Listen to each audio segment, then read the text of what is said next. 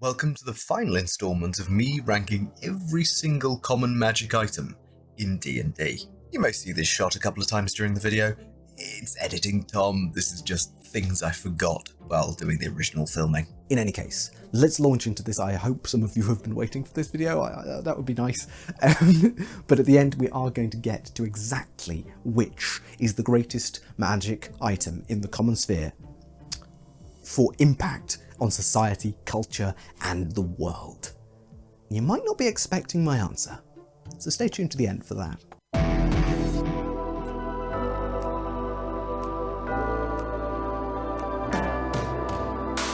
First things first, I actually missed an item in the last video.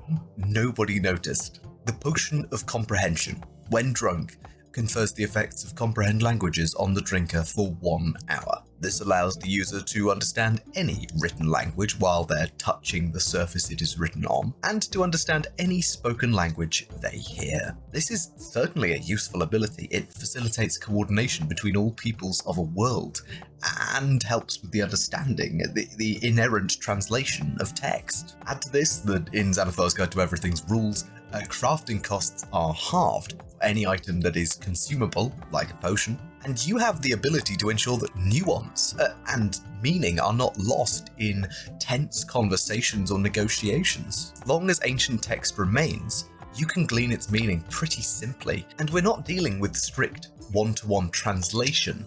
This is understanding the written language. This means, in my view at least, that cultural context would be preserved as well. This would not just be a rote translation without any nuance or idioms involved. This is among the most broadly applicable magic items on the list, and is definitely a solid 9 out of 10. Our next item could achieve the same effect for twice the price plus an attunement slot, but that doesn't stop it from being a heavy hitter.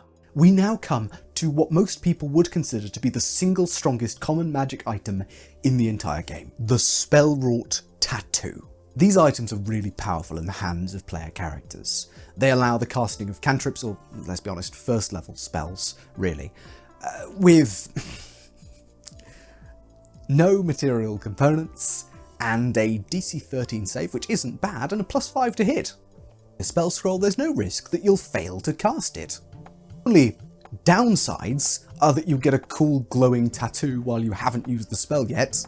It requires attunement, as in is only tied to one individual. The best first level spells in D&D are generally agreed to be Shield, Silvery Barbs, and Find Familiar. Other potential situational choices like Goodberry or Healing Word, which could be very impactful, but only one of these spells is actually world-shaping using a Spell-Wrought Tattoo. Barbs is almost it. Of individuals with Spell-Wrought Tattoos of Silvery Barbs may be able to force even a magic-resistant Baelor to fail a saving throw against an absolutely debilitating spell. Keep making him fail his attempts to escape from a net for long enough for someone powerful to come and deal with him. That can impact horrific bad luck on any monster attacking, of any power, once per person, would be really quite frustrating to deal with as an invading monster. Tattoo can only cast a first level spell once before disappearing completely. You want longevity and extended impact. Common magic item, a recipe, 50 gold pieces and some low CR monster bits, and a week's work, can have their very own familiar. Going full on Golden Compass here. Is a pet that cannot die of old age and can be communicated with within 100 feet telepathically. Dismissed and resummoned by its owner, and the owner can see through their familiar's eyes within 100 feet and hear through its ears the same. Patrolling, giving the help action, and acting as sentries, these familiars would be so blooming useful in everyday life. It's gonna last well beyond the tattoo lasts, as long as you keep it safe. Society is willing to spend the time and money. Getting your familiar might be something of a rite of passage, like in every single young adult book ever. Granted your tattoo at the end of childhood, after a local sage has spent time preparing the needle and inks for the ceremony. time you discover through meditation, journeying, or work which animal is relevant to your personal soul, your personal psyche. Ritual, a coming-of-age event. You summon for the first time the resonant creature, which is to spend the rest of your life at your side, aiding you in every task.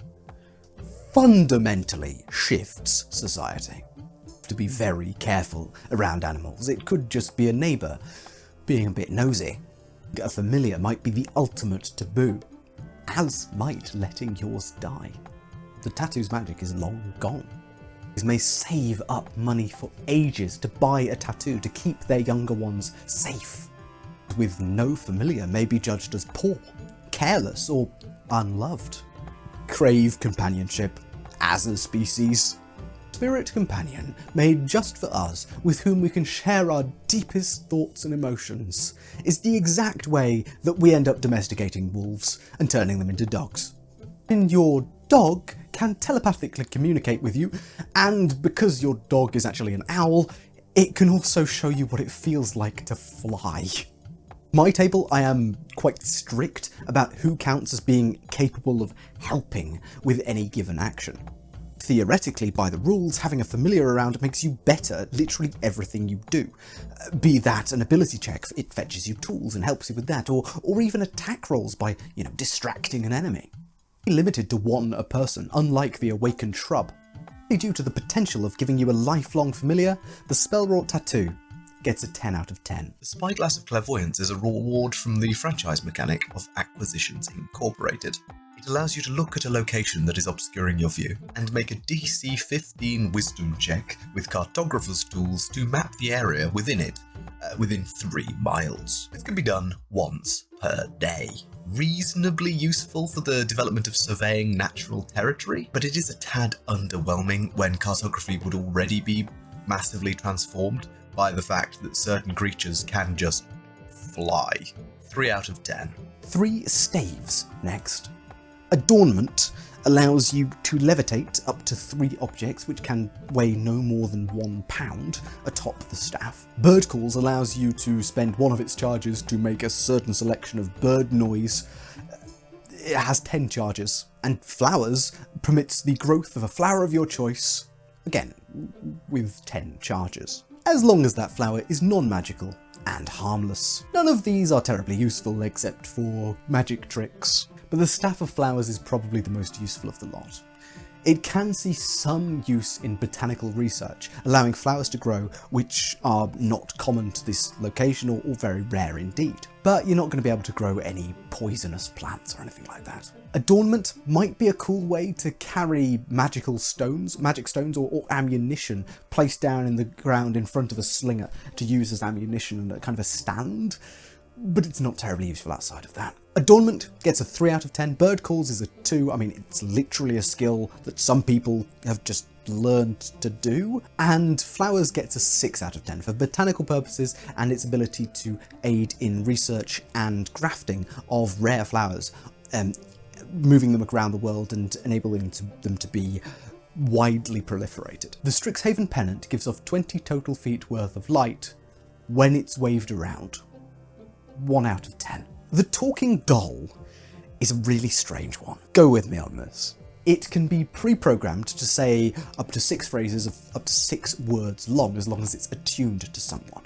The conditions can be literally anything, as long as those conditions happen within 5 feet of the talking doll. This is only useful in very specific contexts, but if used correctly, this is simply a multifunctional, reprogrammable magic mouth. The talking doll acts as a 6-way relay. It can take 6 different inputs and output 6 different results, or a combination of those things. If it has multiple inputs, it can output 2 of its outputs, for example. Magic Mouth costs 10 gold pieces per use, which might get really expensive during testing to create an interlinked network of magic mouths, especially as you're tinkering around with exact wordings and how to make all of this work in the first place. The talking doll costs 50 gold plus materials and labour, and it can be used as a testing ground for magic mouths indefinitely.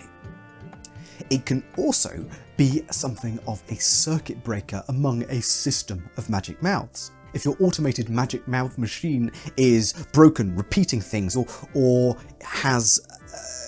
is producing unexpected results, the talking doll that forms part of its relay system can just be moved 5 feet, or you can drop your attunement to it, just like that, creating an instant break in the circuit and hopefully allowing you to fix whatever mess you've programmed. The first experiments in any world's attempts to create some sort of magical programming will be made using talking dolls. And I do see some development of a limited form of magical programming as an inevitable result of some of these spells that are presented in the base Dungeons & Dragons system. The best thing is, talking dolls don't require you to be able to learn second level spells, so anyone with the willingness to experiment with this magic item can take this logical leap, this logical next step towards a form of magical programming. With this use in mind, a 7 out of 10, maybe an 8 or a 9, seems relatively fair. A Tankard of Plenty uses a command word to fill itself with 3 pints of rich dwarven ale. This costs 1 charge, and it regains all 3 of its charges every dawn. According to some estimates, ale accounted for 60 to 70% of the calorific intake of medieval British field labourers. Although, to dispel a myth really quickly, water was absolutely just drunk as a regular drink when it was safe to do so. It wasn't like ale was the only thing that people actually drank. Ale simply contains a great many calories, which is useful for a hard day's work. It is certainly a myth that all our ancestors drank was ale, but it is also true that ale performed a massive part of culture, society, and nutrition for much of medieval Europe. Part of the reason for this was certainly the fact that medieval ale had relatively low alcohol content by standard, we believe. The measurement of alcohol content wasn't developed until quite a lot after the medieval period. But it is likely that rich dwarven ale probably doesn't have that same low alcohol content. But ale being 1% or 5% doesn't massively affect its calorific benefits, or the fact that it simply quenches thirst. Unlike the bottle of Boundless Coffee from the first video in this series, this produces a set amount of liquid every day which can be poured off and distilled and stored somewhere else. And if watered down correctly, a strong dwarven ale could go down to a reasonable alcohol content while bulking up its mass and allowing people to drink as a nutritional thing without getting terribly drunk. This is 9 pints of ale a day we're talking about. Assuming a fresh water supply, and we're watering this down by half, that's 18 pints of the kind of weaker stuff that regular field labourers would have drunk. And in the worst possible scenario, even with no potable liquid anywhere, this is still 9 free pints of drink, which, yes, might get you drunk, but is perfectly fine in a survival scenario. The average person needs about 3 pints of fluid to survive on a daily basis. So, with no water or anything else around, this is enough to keep 3 people alive, pretty much indefinitely. Looking at this from another perspective, this is 9 pints, which is slightly more than 1 gallon of rich dwarven ale. 1 gallon of regular ale is priced at 2 silver pieces in the basic rules. 5 days of using this tankard, you're saving 1 whole gold piece. 500 days is probably all it needs to make back the crafting, material, and labour costs. You can get this down to under a year of paying itself back if you're willing to water the ale down by half to get that kind of weaker ale that field labourers used to drink. This destroys cottage industries around the world, only leaving space, really, for specialised brewmasters and arguably wine as well. This may be, in fact, the go-to magic item for anyone in the world. Wilderness survival, partying, calorie intake, and so much more, even if this is considered prohibitively expensive for the common man. Every tavern around would have dozens of tankards of this for their draft ale. It's just a sensible investment. It can be passed on, used indefinitely, never runs out. Rich Dwarven Ale is the standard drink in every single D&D tavern, every single D&D world, because of this magic item.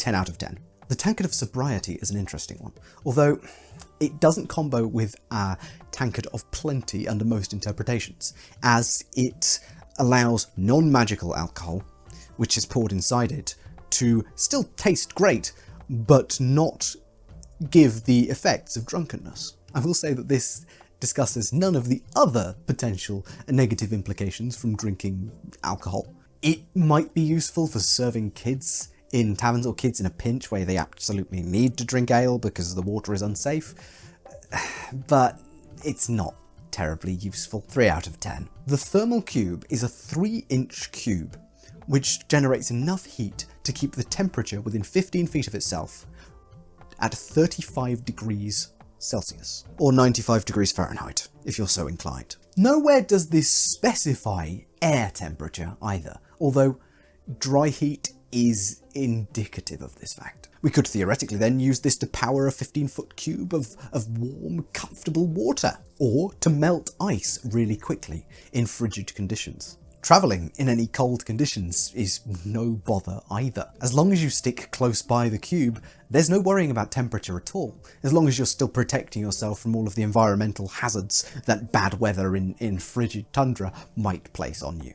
The way I read this is that if the cube moves to be within 15 feet of a space that was not 35 degrees Celsius, suddenly it is. But because this specifies that it generates heat, it does not work the other way round. If it is above 35 degrees Celsius, it does not get pulled down. It's not air conditioning. This is incredible. A must-have in environments like Arctic tundra and underground, and could power an entire network of baths if used sensibly. It's situational, but it provides easy, simple heating for some of the worst environments, making them absolutely 100% habitable and arguably pretty pleasant to be in. Actually, 35 degrees would be a little too hot for me, but I'm from this island where temperature is weird anyway.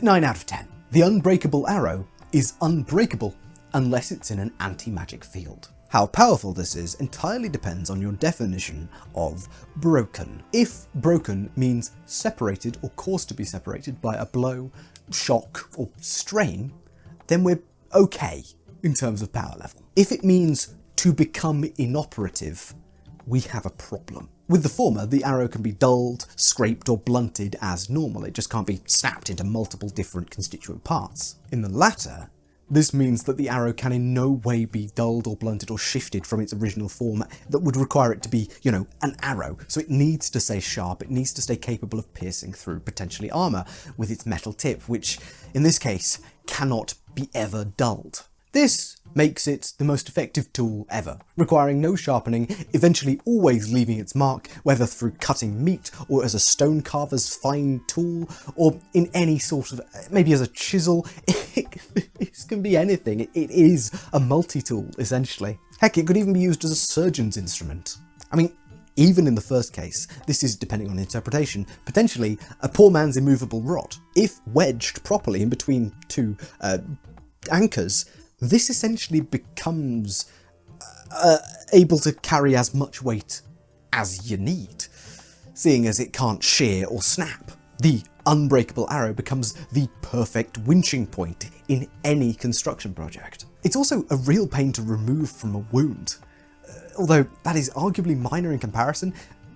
Having an entire arrow just lodged inside you, unable to, snap it off or get it out without just pulling out, means that if you've not got a medic or a cleric somewhere nearby, you're in deep, deep trouble. This is an 8 out of 10. On the other hand, the veteran's cane is useless. It's a cane that can turn into a non-magical longsword once. Maybe if you're a spy with a disguise as an old or infirm person, you could find a use, but spies tend to be stealthy anyway, not wielders of longswords. It's a maximum of a 2 out of 10. The voting kit upgrade is another Acquisitions Incorporated special. It allows you to have your very own extra-dimensional space, big enough to fit an entire set of tools inside. This would be useful, were it not for the fact that only tools can be placed inside this extra-dimensional space, and said tools will be found inside by anyone with a DC 20 investigation or perception check. Unfortunately, this is kind of weak. It might be useful for smuggling things like thieves' tools into functions, or if alchemy is it's banned or something. Thankfully, the upgraded voting kit has another trick. It can cast Charm Person once per day with a pretty beefy save DC of 15. A free cast of a first level spell every single day is solid, and Charm Person specifically is a great spell. Diffusing social interactions with other humanoids, making friends with random guardsmen, merchants, and other people of interest. Since the charmed creature knows it was charmed after the fact, this isn't incredible, as you will end up burning bridges very quickly. But in any confidence trickster's arsenal, this is a very potent item. Put together, this is arguably the best item for a burglar thief type. Stow away your tools and ensure you have a get out in case anything goes wrong by charming a guard or watchman or something. But I struggle to give this anything higher than an 8 out of 10. It's only got an 8 out of 10 if you're using the franchise mechanic, otherwise you can arguably not get this item. At least depending on certain interpretations of the rules. It's quite difficult to get your hands on at least. So yeah, 8 out of 10. The Vox Seeker is a metal crab that can wind up for 10 minutes of use at a time. And when it is released, it can only seek and attack the source of the nearest voice. This may serve as a really nasty assassination method for a magic user, setting a whole bunch of these in their quarters, letting them freak out, and then as they freak out and try and blast them with spells, the things keep coming. But this relies on a magic user having no idea what these things are. The first moment you see one, if you can identify it or identify it, you will know exactly what to do. They are no longer a threat. And they're not terribly robust either, and they can only target things that make a sound with their voice. It's a bit too niche, it's a bit too useless. This is a 3 out of 10. Walloping Ammunition is actually really good. When hit by this ammunition, a creature is required to make a DC 10 strength save or fall prone. Normally, it would be used by a player character to hit a creature that is giving chase to them, forcing them to fall prone, and enabling you to get further away and essentially just kite forever. But the best case scenario for this walloping ammunition is against flying creatures. This means that any flying creature hit by this ammunition must immediately make the saving throw or drop out of the sky instantly. They would also be taking full damage if they land. A few crossbow bolts at least would be stored in any town for this kind of eventuality. This makes airborne raids by many creatures a lot more risky, really, as long as they can't pass a DC 10 strength save. For context, an ancient black dragon fails this 10% of the time. In the hands of a competent bowman, who can actually hit the creature he's aiming at, this is a game changer. Flying creatures brought low above towns, no longer really a threat as long as you have a few of these walloping ammunitions to get them down. It's honestly a bit of a sleeper, but it's a 7 out of 10. The Wand of Conducting allows you to create orchestral music within 60 feet of yourself by waving it around, essentially. It can be used 3 times a day, but lasts for as long as you can actually keep waving it. This is a novelty and unlikely to be very useful to the arts in general, but could be used as a sort of very involved gramophone, depending on if you can pick the orchestral score or if you can play a specific piece even. In that case, it could indeed be a gramophone for music enthusiasts to wave around in the comfort of their own home, or in situations where only 60 feet of people would need to hear you, in which case it's actually a way to sort of record music, potentially. At least as long as the conductor can choose the tracks and choose the piece and in some way influence the music themselves. That could be quite useful, it could be quite cool, but it's not going to get more than a 4 out of 10 for me. The Wand of Pyrotechnics essentially allows you to make up to 7 fireworks, which are as bright as a torch for the second that they exist, and create a sound that can be heard up to 300 feet away. It might be useful to distract or sensorially overwhelm any creature that's relying on dark vision to see in say a night raid or something, but it is a bit niche. We're going to call this a 3 out of 10. The Wands of Smiles and Frowns force the humanoid target to make a DC 10 charisma save as one of its 3 charges, or force that humanoid target to either smile or frown for a minute. Once all of the charges of the one get used, it has a 5% chance to switch to the other one. These are likely to only be used for cheap tricks. It's possible they make uttering verbal components harder, but I'm not giving these any more than a 2 out of 10. And to end with a bit of a whimper, the wand sheath allows specifically a Warforged to keep a wand in their arm, with no ability to remove it. It can extend its hand and still be able to use this wand hands-free as a bonus action. This could be useful if wands were generally more impactful than they are in the game, but as is, it's too niche and too tied to one specific species to have any real impact on a world. 2 out of 10. These are all of the 10 out of 10s on the screen, as ranked by me, of course. These are the most impactful common magic items in the game. They shift how we should be presenting the worlds that we do present by their very existence in said worlds, not least as common, craftable items, craftable by people with no magical experience at all, for about 100 gold each. The Chest of Preserving, I would say, has a larger impact than the Cleansing Stone. Despite the mass usefulness of hygiene benefits from the Cleansing Stone, this is a box inside which no produce can age. The Spell Shard may revolutionise information distribution, but it can only be used by one person at a time, and is only as good as the information stored. Tankards of Plenty are nearly as good as the Chest of Preserving, as they revolutionise the economy and have a massive outsized impact on nutritional availability. But still, the sheer variety of uses from the Chest of Preserving does beat out the Tankard of Plenty. So now we're down to the Chest of Preserving, the Spellwrought Tattoo, otherwise known as the Familiar Generator, and the Pot of Awakening.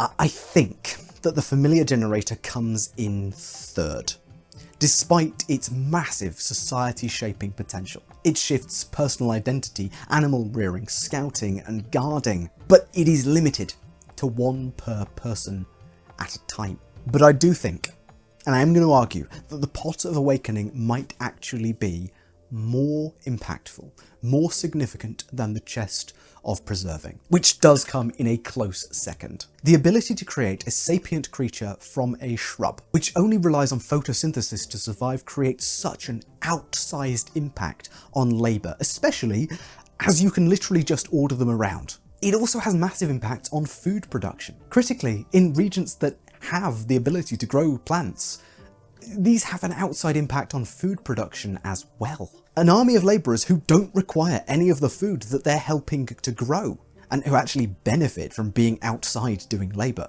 under the sun and rain. They're only limited by how long you can help them live, their meagre strength, and the fact that they only do things when you're telling them to do them. You can give them very complex orders and strings of orders that follow from each other so that they can work all day, though, and all night, for infinitely. Even if they're not comparable to your regular worker, they still have a multiplicative effect upon labour. More generally, as a common magic item, this is the peak of revolution at scale. Awakened shrubs should be working as launderers, scribes, brewers, crop pickers, and more. And they're your friends! Please do treat them as friends, though. But with that, we have our answer, or rather I have my answer. Let me know in the comments if I have judged any of these items too harshly, perhaps. Your D&D worlds will never be the same again. At least, that's my vain hope. But with all that said, I've been Tom, otherwise known as the Grungeon Master. Thank you so much for watching, and I'll see you in the next video.